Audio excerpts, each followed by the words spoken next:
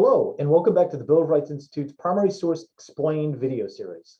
I'm Kirk Higgins, and today, after our long slog through the Federalist Papers, we're going to take a little bit of a break, and we're going to take a look at another document from American history, one that I always think about this time of year, which is coming up on the 4th of July, and that is Abraham Lincoln's Gettysburg Address. So let's take a look.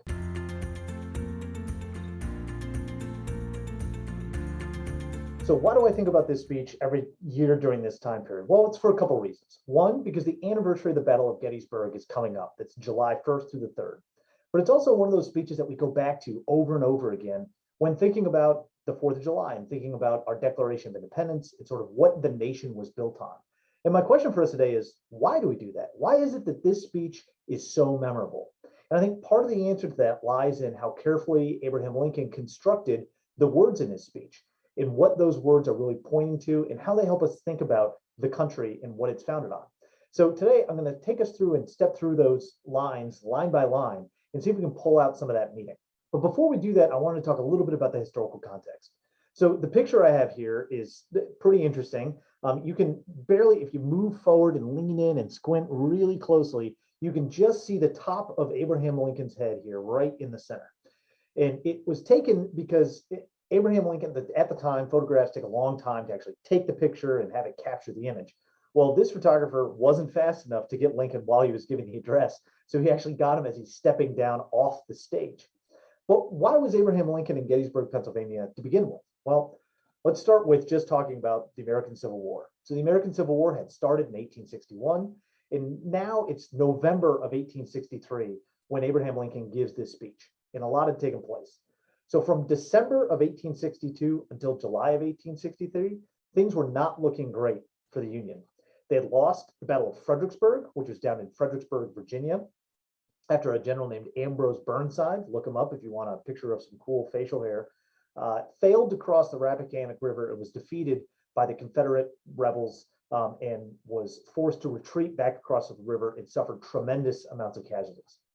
He followed that up by doing what he called came to be called the Mud March. It was sort of an unsuccessful, sort of ambling advance to try to cross the Rappahannock River at another place.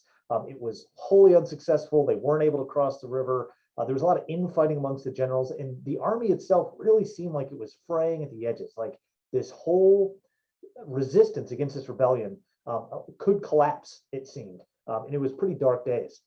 That was followed up in May of 1863 with the Battle of Chancellorsville, when another general by the name of Joseph Hooker crossed the Rappahannock and was about to attack the Confederate forces around Fredericksburg, when he, in fact, was attacked and defeated by those forces almost entirely. He was surprised, his forces had to retreat, and it was just an unmitigated disaster for the Union forces. And it was after that defeat that the Confederate general, Robert E. Lee, decided that he was going to take the fight to the north and invade the north in an attempt to try to force the Union to surrender and force them to negotiate peace. This is what led to the Battle of Gettysburg in July of 1863. At the same time the Battle of Gettysburg is going on, there's another battle in the Western Front for the town of Vicksburg. Vicksburg was a very important city on the Mississippi River that was seen as pivotal to maintaining Southern resources and everything else. And that battle wraps up at the exact same time that Gettysburg wraps up. So you have this moment of tremendous victory and celebration all happening on July 3rd, the day before July 4th, which obviously we all know is our celebration of independence. All of it happening there. I mean, it's just hugely poetic moment. And it's that moment that becomes sort of, in hindsight, certainly seen as the turning point of the war. But for those in the Union who were fighting it, it was seen as a great moment, but they had no idea that this was going to be the turning point. They hoped it was. They thought it was going to be. They thought that it had potential, but they had no way of knowing what was going to unfold over the preceding years. And seeing how ugly it had been up to that point, things were still very much in the air. And so that context is important because as we're thinking about the speech today and talking about this Battle of Gettysburg, so July 1st to 3rd, and now, again, it's November 19th, so it's several months later. This adulation of victory has worn off a little bit. People are still concerned. And Abraham Lincoln is sort of embodying two different people in this. He's Abraham Lincoln, the politician. So he, as a political individual, he's got a lot on his mind. He needs to keep together his coalitions in government. He has different initiatives that he wants to advance in the past. And he has all that to worry about. But we're also going to think about Lincoln the statesman. And it's Lincoln the statesman that kind of crafts this speech. And when I'm talking about statesmanship, it's really Lincoln's ability to elevate the cause and to bring people into this idea, to not just convince them that this war is worth continuing to fight, but it's also something that is attached to these higher understandings of justice, that goes back to these foundational principles of what the nation was built on in the first place. And that, I think, is where a lot of the power of this speech lies. So we're going to take a look at that. It's also important to remember, and I almost forgot to mention this, that there's a presidential election coming up the following year in 1864. And it is not at all clear that Lincoln is going to be able to win that election and remain in office. Not only is it not clear, but those who are opposing him are actively talking about wanting to end the war as quickly as possible, which could include peace with the rebel states. And that is something that Lincoln really wants to avoid. And so it's in this context in November of 1863 that Lincoln is going to give this speech. So he starts out with these famous lines, 7 years ago. And that 7 years ago is immediately going back to the 87 years previously we had declared our independence. 87 years is not that long. It seems like a long time, I think, to us, but it's really not that long ago in terms of history. So it had just been 87 years since that declaration had been made. And he really wants to tie in the struggle that is taking place to that larger thing of the founding of the nation. And that's where he says, our fathers brought forth on this continent a new nation. And then he says that nation is conceived in liberty, meaning that conception, sometimes we think about it in lots of different terms, but it really means that foundationally, from its origin, it was conceived in this idea of liberty. That's what made it come together. Liberty was the thing that was at the heart of what this nation was going to be and is essential. And that fact that it is essential goes to what is being fought over now. He's trying to couch the terms of this battle and the terms of this war as a fundamental fight over this ideal of liberty, not just legalistically, whether or not the South can secede from the Constitution, or whether or not certain legislation around slavery is or is not constitutional, but that it's this idea of liberty that sits not only at the heart of our nation, but at the heart of this struggle. And he says not only was the nation conceived in liberty, but it was dedicated to the proposition that all men are created equal. Proposition is a really interesting word for Lincoln to choose here, because he's not saying that all men are created equal, full stop. He's saying that it was dedicated to this idea, this possibility. And this propositional language is one that we probably saw a little bit of in the Federalist Papers, but it's the idea of proposition is something that can be tested. It can be proven, but it is yet to be proven. It is something that we're asserting and that we need to prove it. And what he's alluding to here is that every generation needs to continue to fight to prove that we are all equal. And by all equal, he's saying equal in every sense of the term.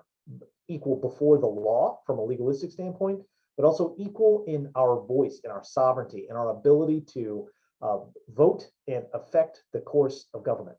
And what he's saying is that proposition sits at the heart, again, of this conflict, and it's that proposition that is being fought over. So if that last paragraph was setting up sort of the moment, what moment we're in, now Lincoln really wants to narrow in on the context. So here we are coming together on this day, 87 years hence from the nation's founding. And now today we're gathering in the midst of this great civil war. It's important that he calls it a civil war, because what he's saying is that this is a conflict amongst ourselves. We've all been dedicated and we've created this nation as one thing. And now we're in this great civil war. And it's that civil war that is, again, this proposition idea. It is testing whether that nation or any nation so conceived and so dedicated can long endure. So this is the idea, like, can a nation like this exist? There are many critics, as we saw some of those critics, even in the anti-federalists, that were concerned about what it's going to mean to form a government, a self-government around this constitution that we do have in this sense. There's many during the American Revolution that thought, oh, it's not possible to have a democratic government, small d democratic government exist for a long time. You can't have people self-govern. You need the older version would go, you need some sort of aristocratic class or some sort of monarch that can oversee and direct the people. Leaving it up to self-government is just going to fall apart. And this is what the founders came together and said, no, we are going to found a nation on that. And this is what Lincoln is saying is being tested. And so here he's taking this context of the Civil War and again connecting it to this higher ideal. So he's making a case for why this war needs to exist. That's the political side. But again, he's elevating it and saying it's not just about the legal things that we're fighting over, but it's about these bigger, larger issues. It's about fundamentally the nature of what the United States is going to be. So now he's going to get even more specific. He's going to take it down to the exact event that they are gathered here for. And that event is a dedication of a national cemetery. So after the Battle of Gettysburg, the state of Pennsylvania decided that it would dedicate a cemetery that was going to be funded by the various states who had sent troops to the Battle of Gettysburg. And so this is the dedication of this national cemetery here in Gettysburg, Pennsylvania. And so they brought together this for this dedication moment. So they're dedicating the cemetery, or so they said on the program, that's what it was going to be. And Lincoln's going to take that idea of dedication and sort of build on it again to touch on these higher principled ideas. It says, we were met on a great battlefield of that war. It says, we have come to dedicate a portion of that field as a final resting place for those that here gave their lives that that nation might live. And it is altogether fitting and proper that we should do this. So he's saying, look, it's proper that we're coming together to dedicate this new cemetery in honor of those who gave their lives. But now he's going to take it one step further. And here, Lincoln is really being rhetorical. So he's calling on, by rhetorical, I mean, he's using his words to sort of build an image up for the audience. And again, elevate them from seeing what's exactly in front of them to seeing these higher things, to try to bring them into the idea that this war that's being fought is for so much more than just immediate political ends or the immediate sort of forcing of states to prevent them from seceding. He's tying it into sort of these eternal principles, these eternal ideas, and making it about so much more than just simply a political fight over whether or not something is or is not constitutional. And he's doing this in the context of a country that sees oration, meaning speaking, as sort of a pastime. They're fascinated by it. It's a very spoken time. It's one of the reasons. So Edward Everett gave the speech immediately before Lincoln. He spoke for 2 hours, if you can believe that, sitting there for 2 hours listening to a speech. And that wasn't uncommon. Those speeches would go for a long time. People were really listening closely to what was being said. They were people that liked this poetic language. It was very enmeshed in their culture. This is some of this language. Some historians will look at the Gettysburg Address and say it comes from the King James Bible, which was a Bible that was written to be read aloud originally in sort of a way that is poetic and sort of conjuring up these images with beautiful words. And Lincoln's really a person of that culture. And so that's where some of this is coming from. And when he's talking here, again, he's using this rhetoric to elevate what this battle was about, to place it in the minds of people as this momentous moment, but not only this momentous moment, but also pointing to the sacrifice of the individuals who fought there as a part of this larger battle that's being fought for these foundational ideas. And that's where he says here, but in a larger sense, we cannot dedicate, we cannot consecrate, we cannot hollow this ground. So he's using that sort of literary triplet to really draw you in and say that, look, we're here to dedicate this thing, but we can't. The brave men, living and dead, who struggled here have consecrated far above our poor power to add and detract. The world will little note nor long remember what we say here, but it can never forget what they did here. I'm just going to highlight that. So obviously we're still talking about this. It's a memorable speech. So do we little note what they said here? I don't know that that's the point. I do think it's a fun thing to point out that, you can point at the Gettysburg Address and say, well, Lincoln was wrong. We definitely remember. But what he's saying is that they may not note or long remember it, but they cannot forget what they did here, because it's that sacrifice to this higher goal that is the thing that is most important. These individuals who are gathered here to dedicate the cemetery, they can come and they can speak and they can talk about it and they can remember those individuals in that moment. But that dedication is not the true dedication. The true dedication was those who sacrificed their lives for this higher cause of saving a government that was conceived in liberty and dedicated to that proposition that all men were created equal. And so Lincoln then uses that to pivot towards this conclusion. And here is his call to action. So if that was elevating the moment, this is then the final call to action for what he wants his audience to do when they leave. He says, it is rather for us the living, right? And he's saying rather here because it's not their job to dedicate this cemetery. That's great. And it's good that they're doing that. And it's proper that they're doing that. But what they really need to do is to dedicate here to the unfinished work which they who have fought here have thus far so nobly advanced. So what they really need to do is dedicate themselves to the cause that this union is fighting for, to defeat these rebellious states and to preserve this idea of government that this union stands for. And he uses this just beautiful poetic language. He says, it's rather for us here to be dedicated to the great task remaining before us, that from these honored dead we take increased devotion to that cause for which they gave the last full measure of devotion, meaning they gave their last everything that they had to this cause of this, again, this idea, this government that was conceived in liberty and dedicated to that proposition that all are created equal. So that we here highly resolve that these dead shall not have died in vain, and that this nation under God shall have a new birth of freedom. And that new birth of freedom can be an allusion to the Emancipation Proclamation, that we're getting rid of this original sin of state slavery. We're truly living up to this ideal that all are created equal, and that we're having this new birth of freedom, that we are now pursuing this goal and this country that's conceived in liberty at as truly as we possibly can. He says that government of the people, by the people, and for the people shall not perish from the earth. And that final phrase has become so enmeshed in our own popular culture. It's, if you've heard the Gettysburg Address, you probably know, 7 years ago, and you probably know of the people, by the people, for the people. And again, it's this idea that government that is directly, that equality that he was talking about in the beginning, is truly about our own sovereignty and the recognition of the government that we are all equals, and that we all have an equal voice and an equal say in how that government directs itself. And that's where Lincoln's wanting to point this entire audience. So I hope you all enjoyed that sort of walking through line by line. If we go back to this big question, why is the Gettysburg Address so memorable? I think it comes down to a lot of things that were pointed out there, but I think it's in no small part due to the fact that Lincoln was so successful in creating this vision for what the war was being fought for, and what that battle in particular, what Gettysburg meant to the nation in these words that were just incredibly powerful. He really elevated the moment. He really made it see as though that the struggle that was fought at Gettysburg encapsulated in many ways the struggle that the war was about.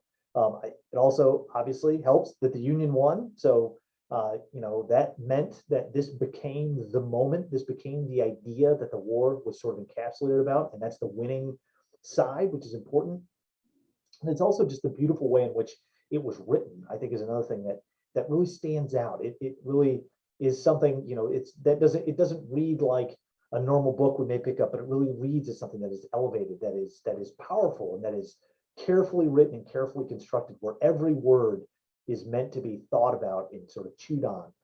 And that's, I think, a really powerful thing. So thank you all again for joining me. I hope you enjoyed kind of unpacking the Gettysburg Address. As always, if you have any comments or want to reach out or see us cover a document, please comment down below or get in touch with us on all the social medias, whether it's Instagram, Facebook, or Twitter. Also, check out the other shows that we have. My colleague, Tony Williams, actually had a conversation with a scholar on a Scholar Talk series, where they go into sort of Lincoln statesmanship and talk about how it is that Lincoln sort of crafts public opinion and thinks about some of these big pivotal moments. You can also check out my colleague Mary Patterson's work. She looks at a bunch of different visual primary sources and unpacks those. And those are also a lot of fun. So thank you again for joining us, and we'll see you next time.